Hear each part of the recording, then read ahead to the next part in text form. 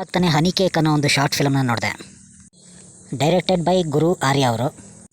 ಸೀತಾಕೋಟೆ ಬಾಬು ಹಿರಣ್ಯ ಅವರು ಅಂದರೆ ಮಾಸ್ಟರ್ ಹಿರಣ್ಯ ಅವರ ಮಗ, ರಕ್ಷಿತ್ ಅರಸ್ ಗೋಪಾಲ್, ಛಾಯಶ್ರೀ, ಉಮೇಶ್, ಈ ಥರ ತುಂಬ ಜನ ಇದ್ದಾರೆ ಇದರಲ್ಲಿ. ಓಕೆ, ಈ ಒಂದು ಶಾರ್ಟ್ ಫಿಲ್ಮ್ ಬಗ್ಗೆ ನನಗೆ ಏನು ಅನ್ನಿಸ್ತು ಅನ್ನೋದನ್ನು ಈ ವಿಡಿಯೋದಲ್ಲಿ ತಿಳಿಸ್ತಾ ಇದ್ದೀನಿ. ನನ್ನ ಗಿಣಿ ಮತ್ತು ಯೂಟ್ಯೂಬ್ ಚಾನಲ್ಗೆ ಸಬ್ಸ್ಕ್ರೈಬ್ ಆಗಿ ಅಂತ ಈ ಮೂಲಕ ಕೇಳ್ಕೊತಾನೂ ಇದ್ದೀನಿ. ಈ ಸಿನಿಮಾದಲ್ಲಿ ಪ್ರಾಬ್ಲಮ್ ಏನಪ್ಪ ಅಂದರೆ, ಯೂಟ್ಯೂಬಲ್ಲಿ ಶಾರ್ಟ್ ಫಿಲಮ್ ನೋಡೋವಂಥದ್ದು, ಥಿಯೇಟ್ರಲ್ಲ, ಯೂಟ್ಯೂಬಲ್ಲಿ ಶಾರ್ಟ್ ಫಿಲಮ್ ನೋಡೋವಂಥ ಒಂದು ಡೆಮೋಗ್ರಾಫಿಕ್ ಏನಿದೆ, ಒಂದು ಆಡಿಯನ್ಸ್ನ ಡೆಮೋಗ್ರಾಫಿಕ್ ಏನಿದೆ, ಆ ಡೆಮೋಗ್ರಾಫಿಕ್ನ ಅಭಿರುಚಿ ಏನಿರುತ್ತೆ, ಟೇಸ್ಟ್ ಅಂತ ಹೇಳ್ತಾರಲ್ಲ, ಅದರ ವಿರುದ್ಧವಾದಂತಹ ಸಿನಿಮಾ ಇದು. Not in an offensive way but in a boring way. ಈ ಒಂದು ಸತ್ಯ ಹೆಗಡೆ ಯೂಟ್ಯೂಬ್ ಚಾನಲ್ ಏನಿದೆ, ಸತ್ಯ ಹೆಗಡೆ ಅವರು ಯೂಟ್ಯೂಬ್ ಚಾನಲ್ ಇದು. ತುಂಬ ಒಳ್ಳೆ ರೆಪ್ಯೂಟೆಡ್ ಕ್ಯಾಮ್ರಾಮ್ಯಾನ್ ಸತ್ಯ ಹೆಗಡೆ ಅವರು. ಸೊ ಇವರ ಒಂದು ಯೂಟ್ಯೂಬ್ ಚಾನಲ್ ಏನಿದೆ, ಇದರಲ್ಲಿ ಬರ್ತಾ ಇರೋಂಥ ಸಿನಿಮಾಗಳನ್ನ ನಾನು ಅಬ್ಸರ್ವ್ ಮಾಡ್ತಾಯಿದ್ದೀನಿ. ಮತ್ತು ಅದರಲ್ಲಿ ಈಗ ಒಂದು ಸ್ವಲ್ಪ ದಿನ ಹಿಂದೆ ಇನ್ನೊಂದು ಫಿಲಮ್ನ ನೋಡಿದೆ, ಪವರ್ ಪ್ಲೇ ಅಂತ, ಪೊಲಿಟಿಕಲ್ ಥ್ರಿಲ್ಲರ್ ಫಿಲಮ್. ಓಕೆ, ಅದ್ರ ಬಗ್ಗೆ ನಾನು ಸಪ್ರೇಟಾಗಿ ವೀಡಿಯೋ ಮಾಡ್ತೀನಿ. ಬಟ್ ಈ ಒಂದು ಸಿನಿಮಾ ಏನಿದೆ ಹನಿ ಕೇಕ್, ಇದ್ರ ಬಗ್ಗೆ ನಾನು ಸ್ಟಾರ್ಟಿಂಗಲ್ಲಿ ಇವಾಗ ನಾನು ವೀಡಿಯೋ ಮಾಡ್ತಾಯಿದ್ದೀನಿ. ಓಕೆ, ಇದ್ರ ಬಗ್ಗೆ ನಾನು ಹೇಳೋದೇನಪ್ಪ ಅಂದರೆ, ಯೂಟ್ಯೂಬ್ನಲ್ಲಿ ಶಾರ್ಟ್ ಫಿಲಮ್ ನೋಡೋಂಥ ಆಡಿಯನ್ಸ್ ಏನಿದ್ದಾರೆ, ಅವರು ಹೆಚ್ಚಿನ ಜನ ಯಂಗ್ಸ್ಟರ್ಸ್ಗಳು. ನೋಡಿ, ನೀವು ರಿಚ್ಚಾಗಿ ಮಾಡಿದ್ದೀರಾ, ಅದರಲ್ಲಿ ಯಾವುದೊಂದು ಸ್ಟುಡಿಯೋನ ಮೋಸ್ಟ್ಲಿ ಬಾಡಿಗೆಗೆ ತೊಗೊಂಡಿದ್ದೀರಾ ಅಥವಾ ಏನೋ ವಾಟ್ ಎವರ್. ಆಮೇಲೆ ಬಾಬು ಹಿರಣ್ಯ ಅವರ ಆ್ಯಕ್ಟಿಂಗ್ ಇದೆ ಇದರಲ್ಲಿ. ಮೋಸ್ಟ್ಲಿ ನೀವು ಹಣನೂ ಕೂಡ ಚೆನ್ನಾಗಿ ಖರ್ಚು ಮಾಡಿದ್ದೀರಾ ಅಂತ ಅನ್ಕೋತೀನಿ. ಬಟ್ ಇದರಲ್ಲಿ ಸಿಕ್ಕಿರೋದು 2300 ವ್ಯೂಸ್. It's okay. 10,000 ವ್ಯೂಸ್ ಇದಕ್ಕೆ ಸಿಕ್ಕಿದೆ. ಪವರ್ ಪ್ಲೇ ಸಿನಿಮಾಗೆ 2300 ವ್ಯೂಸ್. ಆಬ್ವಿಯಸ್ಲಿ ಅದರಲ್ಲಿ ಒಂದು ಶಾರ್ಟ್ ಫಿಲಮ್ನ ಬಜೆಟ್ ಏನಿದೆ ಅದನ್ನು ರಿಕವರ್ ಮಾಡ್ಕೊಳ್ಳೋಕ್ಕೆ 100% ಸಾಧ್ಯ ಇಲ್ಲ.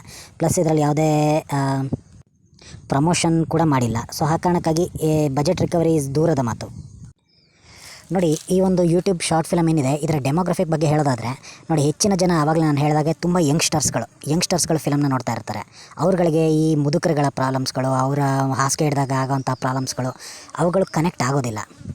ಓಕೆ, ಯಂಗ್ಸ್ಟರ್ಸ್ಗಳಿಗೆ ಕನೆಕ್ಟ್ ಆಗೋಲ್ಲ, ಹೋಗಲಿ ಅತ್ಲಾಗ ಮುದುಕರಿಗಾದರೂ ಕನೆಕ್ಟ್ ಆಗುತ್ತಾ ಅಂತ ಕೇಳೋದಾದರೆ ನನ್ನ ಪ್ರಕಾರ ಅದು ಸಾಧ್ಯ ಇಲ್ಲ. ಯಾಕಂದರೆ ಮುದುಕರುಗಳು ಅವ್ರದ್ದೇ ಆದಂಥ ಹಲವಾರು ಪ್ರಾಬ್ಲಮ್ಸ್ಗಳಲ್ಲಿ ಇರ್ತಾರೆ.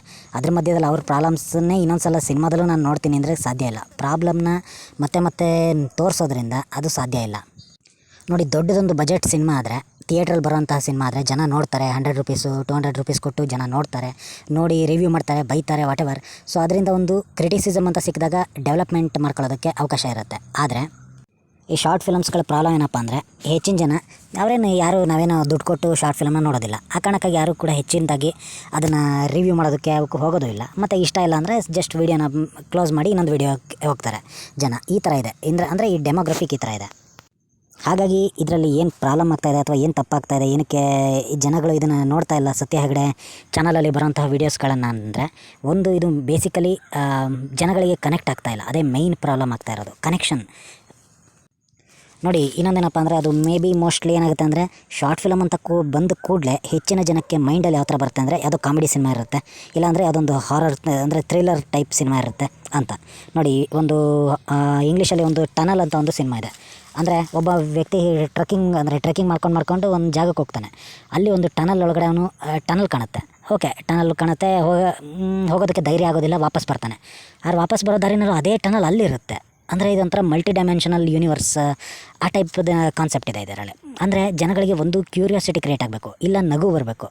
ಅದನ್ನು ಬಿಟ್ಟು ಈ ಮಧ್ಯದ ಎಮೋಷನ್ಸ್ ಇರುತ್ತಲ್ಲ, ಅಂದರೆ ಗೋಳು ಅಳು, ಆಮೇಲೆ ಮುದುಕಿ ಏನು ಹೇಳ್ತಾರೆ, ಹಾಸಿಗೆ ಹಿಡ್ದಿರ್ತಾಳೆ, ಮುದುಕ ಅವಳ ಸೇವೆ ಮಾಡ್ತಾ ಇರ್ತಾನೆ. ಇದನ್ನು ತುಂಬ ಜನ ಇದು ಲೈಫಲ್ಲಿ ಒಂದೇನು ಗೊತ್ತಾ, ಲೈಫಲ್ಲಿ ಇಷ್ಟ ಆಗದಲ್ಲೇ ಇರೋ ಪಾರ್ಟ್ ಇದು. ಯಾವುದೇ ವ್ಯಕ್ತಿಗಾಗಲಿ ಹೆಚ್ಚಿನ ಜನ ಅಂದ್ಕೊಳ್ಳೋದು ತಾನು ಹಾಸಿಗೆ ಹಿಡಿಬಾರ್ದು, ಆಯಿತಾ. ಇನ್ನೊಂದು, ಹಾಸಿಗೆ ಹಿಡಿದಿರೋರು ಸೇವೆ ಮಾಡೋದಕ್ಕೂ ಕೂಡ ಬೇಸರ, ಆಯಿತಾ. ಈ ಥರದ ಮೈಂಡ್ಸೆಟ್ ಈಗಿನ ಜನಕ್ಕಿದೆ. ಆ ಕಾರಣದಿಂದಾಗಿ ಅವ್ರಿಗೆ ಇಷ್ಟ ಆಗದಲ್ಲೇ ಇರೋಂಥ ಥಿಂಗ್ ಏನೋ ಮೋಸ್ಟ್ ಡಿಸ್ಲೈಕ್ಡ್ ಥಿಂಗ್ ಇದು. ಸೊ ಅದನ್ನೇ ನೀವು ಈ ಸಿನಿಮಾ ಕಥೆಯನ್ನಾಗಿ ಉಪಯೋಗಿಸ್ತಾ ಅಂದರೆ ಜನಕ್ಕೆ ಎಲ್ಲಿ ಕನೆಕ್ಟ್ ಆಗುತ್ತೆ ಅದು. ಗುರು ಆರ್ಯ ಅವರೇ, ಇದರಲ್ಲಿ ಜನಗಳಿಗೆ ನಾನು ಆವಾಗಲೇ ಹೇಳಿದಾಗ ಕನೆಕ್ಟ್ ಆಗ್ತಾಯಿಲ್ಲ. ಓಕೆ, ಈ ಒಂದು ಹನಿ ಕೇಕ್ ಸಿನಿಮಾದಲ್ಲಿ ಎಕ್ಸೈಟ್ಮೆಂಟ್ ಇದೆಯಾ ಅಂದರೆ, ಥ್ರಿಲ್ ಆಗೋಂಗೆ ಏನೋ ಒಂಥರ ಥ್ರಿಲ್ಲಿಂಗ್ ಅಂಶ ಇದೆಯಾ? ಇಲ್ಲ. ಹೋಗಲಿ, ಕಾಮಿಡಿ ಇದೆಯಾ? ಒಳ್ಳೆ ಕಾಮಿಡಿ ಇತ್ತಪ್ಪ ಮಧ್ಯದಲ್ಲಿ, ಅದು ಇಲ್ಲ. ಓಕೆ, ಅದು ಅದರ ಹಾಳಾಗೋಗಲಿ. ಇನ್ನೋವೇಟಿವ್ ಆಗಿರೋಂಥ ಒಂದು ಕಾನ್ಸೆಪ್ಟ್ ಇದೆಯಾ ಅಂದರೆ ಬ್ಲಿಂಕ್ ಸಿನಿಮಾ ನೋಡಿದ್ವಿ, ಅದರಲ್ಲಿ ಟೈಮ್ ಟ್ರಾವೆಲರ್ ಕಥೆ ಇದೆ. ಸೊ ಈ ಥರದ ಒಂದು ಇನ್ನೋವೇಟಿವ್ ಆಗಿರೋ ಒಂದು ಕಾನ್ಸೆಪ್ಟ್ ಇದೆಯಾ, ಅದಂತೂ ಖಂಡಿತವಾಗ್ಲೂ ಇಲ್ಲ. ಸೊ ಇದು ಜಸ್ಟ್ ಆಫೀಸಿಂದ ಮನೆಗೆ ಹೋಗಿ ಬರೋದ್ರೊಳಗಡೆ ಏನಾಗುತ್ತೆ ಒಬ್ಬ ಮುದುಕನ ಲೈಫಲ್ಲಿ ಅದನ್ನೇ ಜಸ್ಟ್ ತೋರಿಸಿದ್ರೆ ಇದೊಂದು ಶಾರ್ಟ್ ಫಿಲಮ್ ಅಂತ ಯಾವ ಥರದಲ್ಲಾದರೂ ಜನ ಅಕ್ಸೆಪ್ಟ್ ಮಾಡ್ತಾರೆ. ಜನ ಕಮೆಂಟಲ್ಲಿ ತುಂಬ ಚೆನ್ನಾಗಿದೆ ಅಂತ ಹೇಳ್ತಾರೆ. ಆದರೆ ಹೆಚ್ಚಿನ ಜನ ಏನಕ್ಕೆ ಹೇಳಿರ್ತಾರೆ ಅಂದರೆ ಬಾಬು ಹಿರಣ್ಯ ಅವ್ರ ಮೇಲಿರೋ ಗೌರವಕ್ಕಾದರೂ ಆಗಲಿ, ಇಲ್ಲ ಏನೋ ಮಾಡಿದಾರಲ್ಲ ಅಥವಾ ಯಾಕೆ ಸುಮ್ಮನೆ ನೆಗೆಟಿವ್ ಕಮೆಂಟ್ ಮಾಡೋದು ಅನ್ನೋ ಒಂದು ಕಾರಣಕ್ಕಾಗಿ ಹೇಳ್ತಾರೆ ಹೊರತು ರಿಯಲ್ ಕ್ರಿಟಿಸಿಸಮ್ ಯಾವತ್ತೂ ಸಿಗೋದಿಲ್ಲ. ಶಾರ್ಟ್ ಫಿಲಮ್ ಮೇಕರ್ಸ್ಗಳಿಗೆ ಹೆಚ್ಚಿನವರಿಗೆ ಇದು ಅಪ್ಲೈ ಆಗುತ್ತೆ. ನನ್ನ ವೀಡಿಯೋಸ್ಗಳು ತುಂಬ ಜನ ಶಾರ್ಟ್ ಫಿಲಮ್ ಮೇಕರ್ಸ್ಗಳಿಗೆ ಕನೆಕ್ಟ್ ಆಗುತ್ತೆ. ಯಾಕಂದರೆ ನಾನು ಶಾರ್ಟ್ ಫಿಲಮ್ಸ್ಗಳನ್ನೇ ರಿವ್ಯೂ ಮಾಡೋದು. ಸೊ ಒಂದು ಕನೆಕ್ಟ್ ಆಗುತ್ತೆ. ಈ ಥರದಲ್ಲಿ ಆಡಿಯನ್ಸಿಗೆ ಕನೆಕ್ಟ್ ಆಗೋಂಥ ಪಾಯಿಂಟ್ಸ್ ಈ ಒಂದು ಹನಿ ಕೇಕ್ ಸಿನಿಮಾದಲ್ಲಿ ಯಾವುದೂ ಇಲ್ಲ. ನಿಜ ಹೇಳಬೇಕು ಅಂದರೆ ಅವರ ಲೈಫ್ನ ಗೋಳೆ ಅವ್ರಿಗೆ ಸಾಕಾಗೋಗಿರುತ್ತೆ, ಆಯಿತಾ. ಅದನ್ನು ಮತ್ತೆ ಕ್ಯಾಮ್ರಾದ ಮೂಲಕ ಇನ್ನೊಂದು ಯೂಟ್ಯೂಬಲ್ಲಿ ಬೇರೆ ನೋಡೋಕೆ ಇಷ್ಟಪಡ್ತಾರೆ. ಹಾಗಾಗಿ ಒಂದು ಇನೋವೇಟಿವ್ ಕಾನ್ಸೆಪ್ಟ್ ಇರಲಿ, ಇಲ್ಲ ಕಾಮಿಡಿ ಇರಲಿ, ಇಲ್ಲ ಹಾರರ್ ಆದರೂ ಇರಲಿ, ಇಲ್ಲಾಂದರೆ ಏನು ಥ್ರಿಲ್ಲಿಂಗ್ ಆಗಿರೋಂಥ ಒಂದು ಕತೆ ಆದರೂ ಇರಲಿ, ಏನೂ ಇಲ್ಲ ಈ ಸಿನಿಮಾದಲ್ಲಿ. ಇನ್ನು ಆಬ್ವಿಯಸ್ಲಿ ಬಾಬು ಹಿರಣ್ಯ ಅವ್ರು ಕೊಟ್ಟಂತಹ ಪಾತ್ರವನ್ನು ತುಂಬ ಚೆನ್ನಾಗಿ ಮಾಡಿದ್ದಾರೆ. ಏನು ತುಂಬ ಜಾಸ್ತಿನೂ ಇಲ್ಲ, ತುಂಬ ಕಮ್ಮಿನೂ ಇಲ್ಲ, ಎಷ್ಟು ಬೇಕಷ್ಟು ಕರೆಕ್ಟಾಗಿ ಮಾಡಿದ್ದಾರೆ. ಯಾಕಂದರೆ ಅವರು ಒಂದು ನಾಟಕದ ಹಿನ್ನೆಲೆಯಿಂದ ಬಂದಿದ್ದವರು. ಹಾಗಾಗಿ ನಾನು ಪರ್ಫಾರ್ಮೆನ್ಸಲ್ಲಿ ಯಾವುದೇ ಕಾರಣಕ್ಕೂ ಯಾರಿಗೂ ಇವ್ರದ್ದು ಕಮ್ಮಿ ಅವ್ರದ್ದು ಜಾಸ್ತಿ ಅಂತ ಹೇಳೋದಕ್ಕೆ ಹೋಗೋದೇ ಇಲ್ಲ, ಹನಿ ಕೇಕ್ ಸಿನಿಮಾ ಬಗ್ಗೆ ಹೇಳೋದಾದರೆ. ಬಟ್ ನಾನು ಇವಾಗ ಹಿಂದೆ ಪವರ್ ಪ್ಲೇ ಸಿನಿಮಾ ನೋಡಿದೆ. ಸೊ ಪವರ್ ಪ್ಲೇ ಸಿನಿಮಾದಲ್ಲಿ ಆ ಒಂದು ಪೊಲೀಸ್ ಕ್ಯಾರೆಕ್ಟರ್ ಮಾಡಿದಾರಲ್ಲ, ಆ ಒಂದು ಪೊಲೀಸ್ಗಿರಬೇಕಾದಂಥ ಒಂದು ಗತ್ತೇನಿರುತ್ತೆ, ವಾಯ್ಸಲ್ಲಿ ಒಂದು ದಮ್ ಏನೇನೂ ಇಲ್ಲ. ನೀವು ಯಾವ ಥರ ಆ್ಯಕ್ಟರ್ಸ್ಗಳನ್ನ ಸೆಲೆಕ್ಟ್ ಮಾಡ್ತಾ ಇದ್ದೀರಾ ಅಂತ ನನಗೆ ನಿಜವಾಗ್ಲೂ ಗೊತ್ತಾಗ್ತಾ ಇಲ್ಲ. ಪವರ್ ಪ್ಲೇ ಸಿನಿಮಾ ಬಗ್ಗೆನೂ ಒಂದು ರಿವ್ಯೂ ಮಾಡ್ತೀನಿ ನಾನು. ಈಗ ಇನ್ನೊಂದು ಅರ್ಧ ಗಂಟೆ 1 ಅವರ್ ಆದಮೇಲೆ ನಾನು ಮಾಡ್ತೀನಿ. ಸೊ ಜನಕ್ಕೆ ಏನಕ್ಕೆ ಕನೆಕ್ಟ್ ಆಗ್ತಾ ಇಲ್ಲ ಅಂತ ತಿಳ್ಕೊಳ್ಳಿ, ಆಯಿತಾ. ಏನು ನೋಡಿ, ಆದಷ್ಟು ಹೊಸದಾಗಿ ಇನೋವೇಟಿವ್ ಆಗಿ ಮಾಡಿ, ಹಳೇ ಕಾನ್ಸೆಪ್ಟ್ಗಳನ್ನೇ ಇಟ್ಕೊಳಕ್ಕೆ ಹೋಗ್ಬೇಡಿ ಅಂತ ಈ ಮೂಲಕ ನಾನು ಕೇಳ್ಕೊತಾ ಇದ್ದೀನಿ. Thank you very much. ನನ್ನ ಈ ಒಂದು ಹನಿ ಕೇಕ್ ಸಿನಿಮಾದ ರಿವ್ಯೂ ಇಷ್ಟ ಆಗಿದ್ದ ಅಂದರೆ ಸಬ್ಸ್ಕ್ರೈಬ್ ಕೂಡ ಮಾಡಿ ನನ್ನ ಯೂಟ್ಯೂಬ್ ಚಾನಲ್ಗೆ. ಯಾಕಂದರೆ ಇಲ್ಲಿ ನಾನು ಆನೆಸ್ಟ್ ಕ್ರಿಟಿಸಿಸಮ್ನ ಕೊಡ್ತೀನಿ. ನಾನು ಅವ್ರಿಗೆ ಇಷ್ಟ ಆಗಬೇಕು ಅಂತ ಅದನ್ನ ಪ್ರಮೋಟ್ ಮಾಡೋದಾಗಲಿ ಇನ್ನೊಂದಾಗಲಿ ಅದನ್ನು ನಾನು ಮಾಡೋದಿಲ್ಲ. ಅದೇನು ಚೆನ್ನಾಗಿಲ್ಲ ಅಂದರೆ ಚೆನ್ನಾಗಿದೆ ಅಂದರೆ ಸೂಪರ್ ಆಗಿದೆ ಅಷ್ಟೇ ನಾನು ಹೇಳೋ ಸಿಂಪಲ್. ಸೊ ಹಾಗಾಗಿ ಈ ಒಂದು ಯೂಟ್ಯೂಬ್ ಚಾನಲ್ಗೆ ಸಬ್ಸ್ಕ್ರೈಬ್ ಆಗಿ. ಇದು ಗಿಣಿ ಮಾತು ಅಂತ, ಈ ಹಸಿರು ಗಿಣಿ ಮಾತಾಡ್ತಾ ಇದೆ ಅಂತ ವಾಟ್ ಎವರ್ ನೀವು ಏನಾದರೂ ಅಂದ್ಕೊಳ್ಳಿ, ನನ್ನ ಚಾನಲ್ಗೆ ಸುಮ್ಮನೆ ಸಬ್ಸ್ಕ್ರೈಬ್ ಆಗಿ ಅಷ್ಟೇ, ಆಯಿತಾ. Okay, thank you very much.